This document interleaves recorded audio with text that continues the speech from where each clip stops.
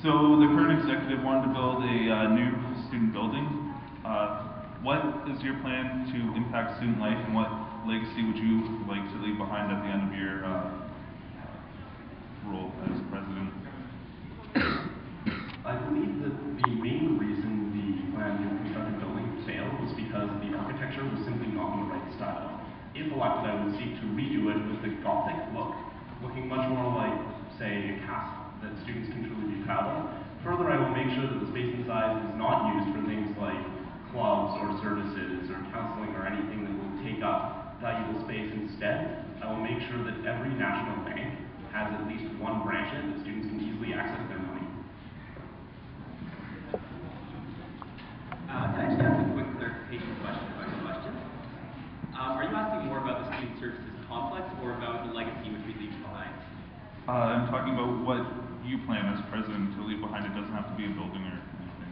Okay. So a legacy I'd love to leave behind is a school where we see students who are more involved.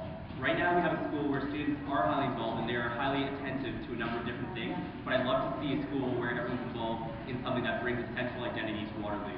So if I could have an ideal legacy, and it may not be something that I can fully achieve in 1 year, I'd love to see a school where everyone can come out and say, I'm proud to wear black and gold everywhere I go, I'm proud after graduation to have that, and I'm proud that my Federation of Students was able to help me through my university career and bring me to services and different clubs and different events that I found relevant and that I really liked while I was here at Waterloo. And you're planning to implement that? Do you have any plans to implement that? One of the first things that we're going to talk about to implement that is bringing more awareness. There's already a lot of different things that students have responded positively to. And if you look at the clubs and services review, the services review that was conducted and presented to council earlier this year, it spoke of how creating higher awareness of the services really does foster more involvement and greater satisfaction with them. So it's not necessarily that we need to rewrite everything that FEDS is doing, that we need to change all the offers we have. But we do need students to be more aware of what has been offered and what things that they can take advantage of. And then once we have that awareness, students will fully be able to gauge whether they're satisfied with the services or whether there's something else that we'd like to do to create that more involved school atmosphere.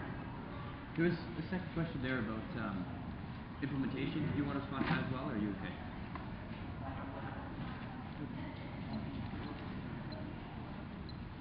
A long-standing perception is that a lot of the students at the university are not have a lot of apathy towards student government.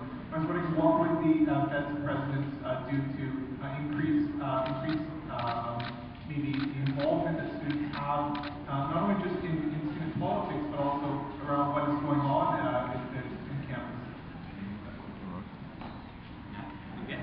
So like I just said before, the number one thing is awareness, creating more awareness around campus of what opportunities are available. When you look at Student Council, there are tons and tons of committees where students can serve on that foster direct engagement towards certain portfolios. For example, the Education Awareness Committee, where people actually do have the ability to find out more about educational policy and directly influence what's going there. And it keeps people from being just the president's friend and just the VP Education's friend from going to these LUSA and CASA conferences. It keeps them more involved and able to actually find out more about their education directly.